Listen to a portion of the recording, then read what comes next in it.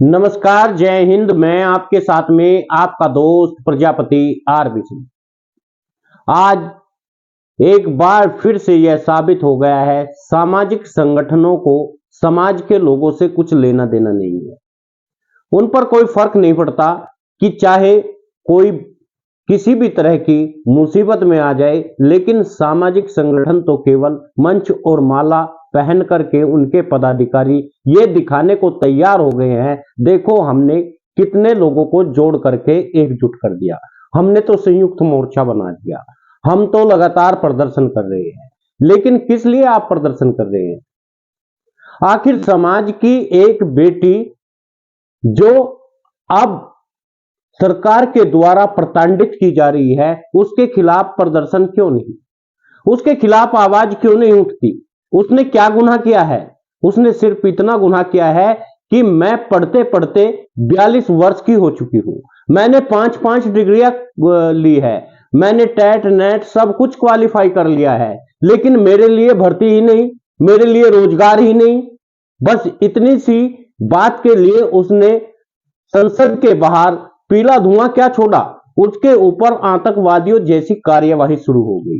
Bharatiya Janata party ने अब इस तरह की कार्यवाही को अंजाम देना शुरू कर दिया। शुक्र है कि इस दुनिया में इस समय भगत सिंह नहीं है, शुक्र है इस दुनिया में राजगुरु नहीं है, शुक्र है इस दुनिया में अब चंद्रशेखर नहीं है।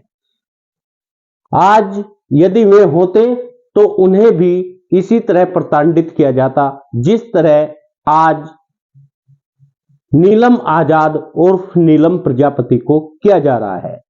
और भारतीय जनता पार्टी के गुर्गे, उसके अंधभक्त यह कह रहे हैं कि उसने गलत किया। यदि उसने वास्तव में गलत किया तो भगत सिंह ने भी तो गलत किया होगा, राजगुरु ने भी गलत किया होगा, सुखदेव ने भी गलत किया होगा। यदि आप नीलम आजाद को गलत मानते हैं, इसका मतलब आप शहीद आजम की बेइज्जती कर रहे हैं, उनका अपमान कर रहे हैं, और वह अपमान देश का अपमान माना जाता है। आखिर नीलम आजाद ने किया क्या? आज तक हमें जब पढ़ाया जाता था तो कहा जाता था शहीद आजम भगत सिंह ने गैलरी में जाकर के वे कागजी बम फोड़े, जिससे किसी को कोई नुकसान होने वाला नहीं था। फिर उन्हें सजा क्यों सजा दी गई? अंग्रेजों ने उनकी पर कार्यवाही की, उनकी बातें तक नहीं सुनी। यही एक बार फिर इतिहास ने दोहरा दिया। नीलम आजाद ने संसद के बाहर धुआं छोड़ने का अपराध किया है। यह भारतीय जनता पार्टी के तमाम आईटी सेल लोगों को कहकर भ्रमित कर रही है। क्या एक बार दिल पर हाथ रखकर कहेंगे कि क्या शहीद आजम ने भी अपराध किया था? क्या भगत सिंह ने यह अपराध किया था? क्या यह अपराध था जिस समय रामचंद्र विद्यार्थी देवरिया जिले में एक झंडा लगा रहे थे और उन्हें तत्काल गोली मार दी थी उमराव जान ने? यदि यह वास्तव में अपराध था तो फिर तो यह अपराध की श्रेणी में आता है। यदि आप तमाम किताबों में और तमाम विद्यार्थियों को यह पढ़ाते हैं कि शहीद आजम भगत सिंह ने, राजगुरु ने, सुखदेव ने कोई अपराध नहीं किया था, तो फिर इसके द्वारा किया गया यह प्रदर्शन अपराध की श्रेणी में नहीं आता।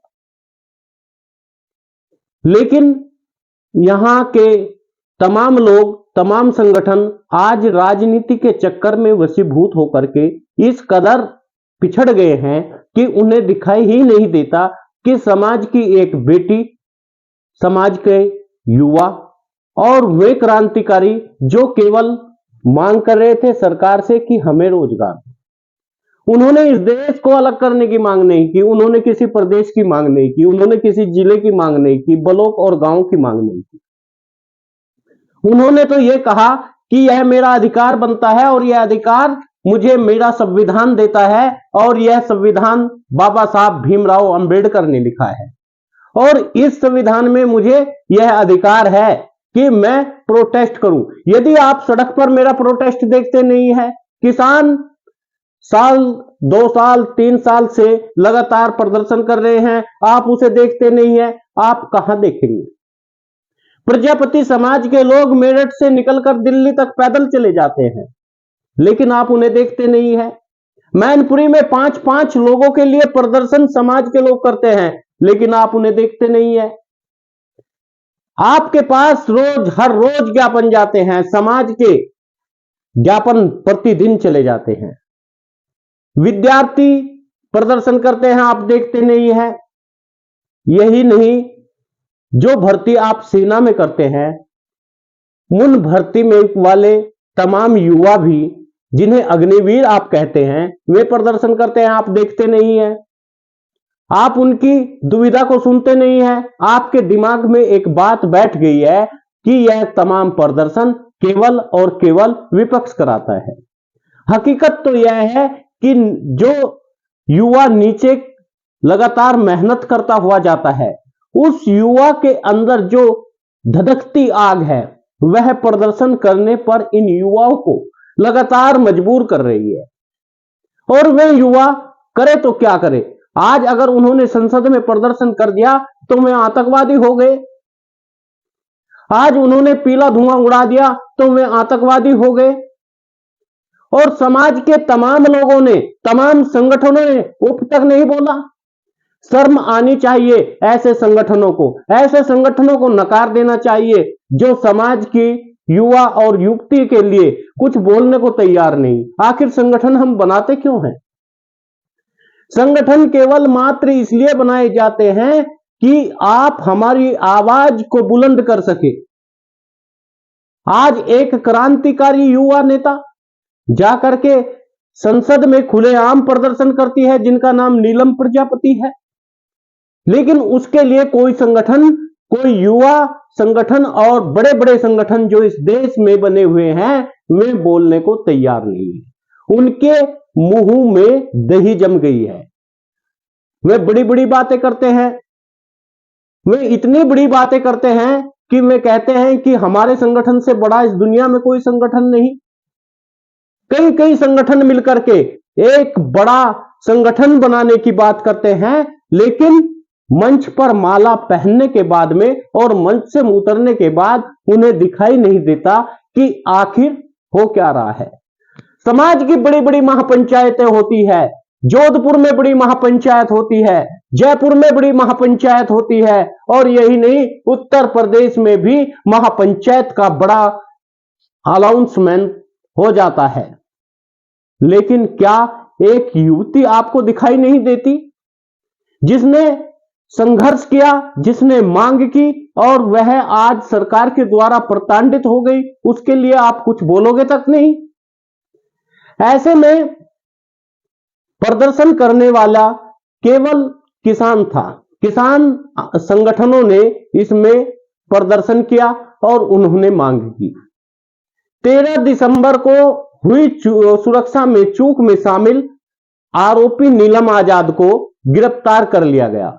नीलम के पक्ष में 14 दिसंबर को हरियाणा के जींद में किसान संगठन प्रदर्शन कर रहे थे। इंडिया टुडे से जुड़ी कमलजीत संधू की रिपोर्ट के मुताबिक किसान नेता आजाद पल्लव ने नीलम ने जो किया उसे सही ठहराया। किसानों ने कहा नीलम ने वास्तव में सही किया है।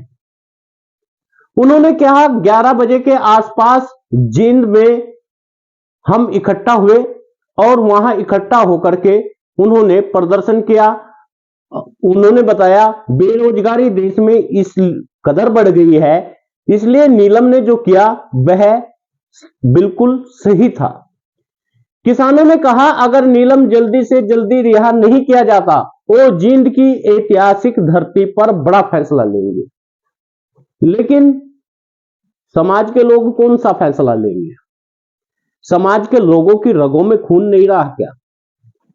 वे इस बात की मांग नहीं कर सकते क्या आखिर नीलम ने गलत क्या किया? अगर गलत किया तो क्या भगत सिंह ने भी गलत किया था क्या? उस समय अंधभक्त हमेशा लिखते रहते हैं अगर गांधी जी चाहते तो शहीद आजम भगत सिंह रिहा हो सकते थे।